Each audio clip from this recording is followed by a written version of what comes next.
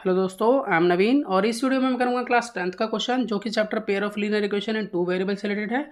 तो चलिए शुरू करते हैं।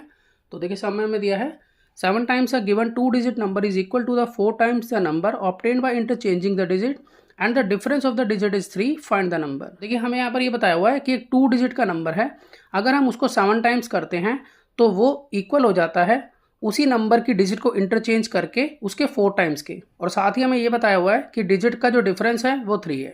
तो देखिए सबसे पहले हम क्या करते हैं, यहाँ पर जो हमारी टेंस प्लेस डिजिट है उसको x मान लेते हैं और यूनिट प्लेस डिजिट को y मान लेते हैं। तो मैं यहाँ पर इसको मेंशन कर देता हूँ। अब हम यहाँ पर नंबर लिखेंगे, तो यहाँ पर मैं लिख सकता हूँ कि नंबर यहाँ पर बनेगा इस तरह से। तो देखिए ये 2 डिजिट का नंबर है, ठीक है। तो टेंस प्लेस की डिजिट को हम इस तरह से लिखेंगे कि यहाँ 10x और यूनिट प्लेस के लिए यहाँ पर y। देखिए ऐसा क्यों लिखा जाता है मैं आपको बताता हूँ। जैसे कि सपोज कीजिए 35 है, ये 2 डिजिट का नंबर है। अगर हम इसको एक्सपेंडेड फॉर्म में लिखेंगे तो हम इस तरह से लिखेंगे इसको कि 10 × 3 + 5। तो जैसा कि हमने यूनिट प्लेस डिजिट को y माना हुआ है तो हम यहाँ पर y लिखेंगे, और टेंस प्लेस डिजिट को x माना है तो यहाँ पर x लिखेंगे, और इंटू 10। तो इस तरह से ये बन जाता है 10x + y। तो इस तरह से हम नंबर को लिखते हैं। आगे सॉल्व करते हैं। तो देखिए ये तो हमारा नंबर हो गया। अगर हम डिजिट को रिवर्स कर देते हैं तो उसके लिए भी हम नंबर बना लेते हैं। तो मैं यहाँ लिखूँगा आफ्टर रिवर्सिंग डिजिट। तो ये हमारे पास बनेगा 10y + x। बस हमने यहाँ डिजिट को इंटरचेंज कर दिया है। अब देखिए क्वेश्चन के अकॉर्डिंग हमें ये बताया गया था कि हमारा एक 2 डिजिट का जो नंबर है अगर हम उसको 7 टाइम्स करें तो देखिए हमारा ये नंबर है। तो मैं लिख लेता हूँ कि 10x + y ये हमारा नंबर है। अगर इसका 7 टाइम्स करते हैं तो इक्वल होता है इसी नंबर की डिजिट को रिवर्स करने पर, जो कि नंबर ये बनता है 10y + x, इसके 4 टाइम्स करने के बराबर। तो देखिए समय में ये बताया था एक 2 डिजिट का नंबर जो है अगर हम उसका 7 टाइम्स करते हैं तो वो इक्वल हो जाता है उसी नंबर की डिजिट को इंटरचेंज करके उसके 4 टाइम्स करते हैं तो उसके बराबर। अब हम इसे यहाँ सॉल्व करेंगे तो हमें एक इक्वेशन मिलेगी। यहाँ पे 7 को 10x से मल्टीप्लाई करा 70x, और 7 को y से मल्टीप्लाई करेंगे तो 7y, 4 को 10y से मल्टीप्लाई करेंगे तो 40y, और 4 को x से मल्टीप्लाई करेंगे तो 4x। यहाँ पर 70x अपनी जगह पर है, यहाँ पर 4x आएगा इधर तो माइनस का हो जाएगा। यहाँ पर +7y अपनी जगह पर है, और यहाँ 40y आएगा, ये माइनस का हो जाएगा, और यहाँ पर रहेगा 0। अब यहाँ पर इसमें से 4 लेस करते हैं तो आ जाता है 66x। अब यहाँ प्लस माइनस माइनस, यहाँ 40 में से 7 लेस करते हैं, आ जाता है 33 निशान बड़ी संख्या का लगाएंगे हम, 33y माइनस का इक्वल टू 0। अब देखिए मैं इसको और रिड्यूस कर लेता हूँ, 11 से डिवाइड करा देता हूँ इक्वेशन को दोनों तरफ से। जब मैं 11 से इसको डिवाइड कराऊंगा तो आएगा 6x, यहाँ पर आएगा 3y, और यहाँ 0 को 11 से डिवाइड कराएंगे तो आएगा 0। तो इस तरह से ये मेरी एक इक्वेशन बन चुकी है। तो देखिए दूसरी इक्वेशन हम यहाँ से बनाएंगे।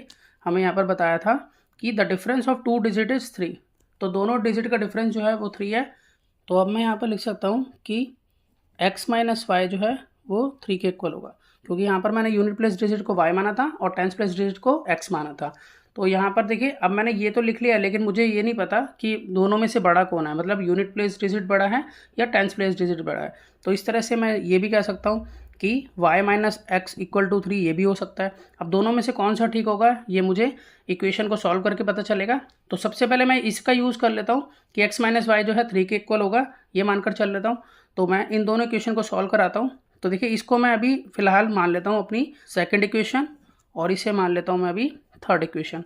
अब फर्स्ट और सेकंड को पहले सॉल्व करता हूँ मैं, और अगर मेरा आंसर माइनस में आएगा फिर मैं थर्ड इक्वेशन ट्राई करूँगा। तो अब मैं x - y = 3 को यूज़ कर रहा हूँ। तो मैं यहाँ इसको दोनों तरफ 6 से मल्टीप्लाई कर देता हूँ ताकि x का कोफिशिएंट सेम हो जाए। तो जब मैं इसको 6 से मल्टीप्लाई करूँगा 6x - 6y, और यहाँ 6 3 × 18 कि ये मेरी फोर्थ इक्वेशन है। तो मैं अब सब्ट्रैक्ट करा रहा हूँ फोर्थ को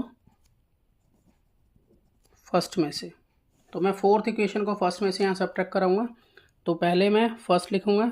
तो फर्स्ट है मेरे पास 6x - 3y = 0, और यहाँ पर फोर्थ हो गई मेरी 6x - 6y = 18।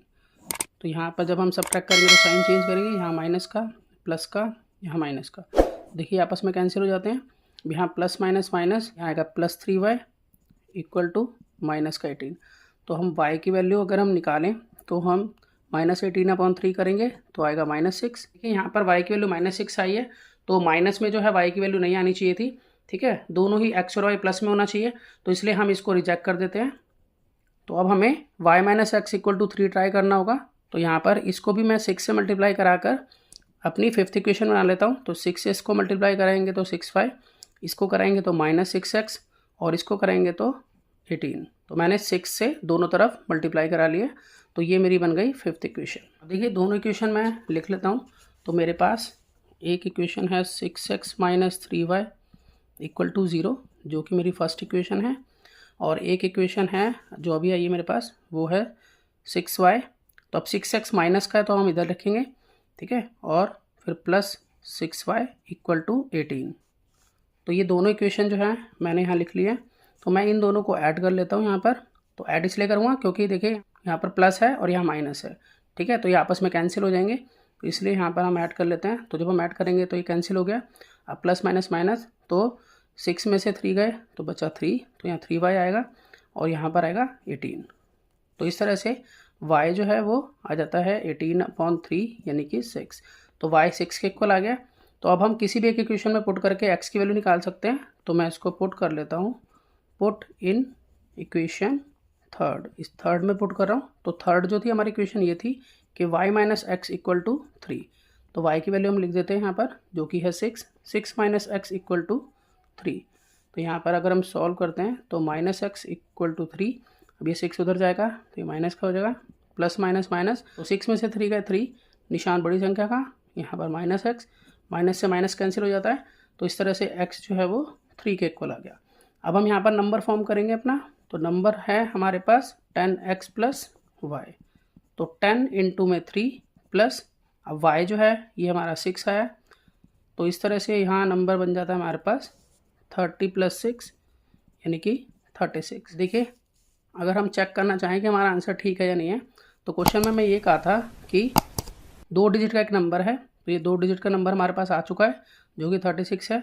वो कह रहे थे कि इसको अगर हम 7 से मल्टीप्लाई कराएं तो ये इक्वल होगा अगर हम इसकी डिजिट को इंटरचेंज करें, यानी कि 6 को हम यहाँ ले आएँ और 3 को यहाँ पर, और उसका 4 टाइम्स कर दे तो ये दोनों एक दूसरे के इक्वल आएंगे। तो यहाँ पर देखिए अगर हम इसको मल्टीप्लाई करते हैं तो यहाँ आएगा 252, और 4 को 63 से करेंगे तो भी आएगा 252, ठीक है। और दूसरी बात ये थी डिजिट का जो डिफरेंस है वो 3 है। तो देखिए 6 में से 3 गए तो आता है 3, तो दोनों की डिजिट में 3 का ही डिफरेंस है। तो इट मीन्स हमारा आंसर बिल्कुल राइट है। तो मैं आशा करता हूँ कि आपको सम समझ में आया होगा। इसी तरह के बहुत से सम्स क्लास 10th के लिए पहले से अपलोड हैं, आप उन्हें देख सकते हैं। तो मिलते हैं नेक्स्ट वीडियो में और नए सम के साथ, तब तक के लिए गुड बाय।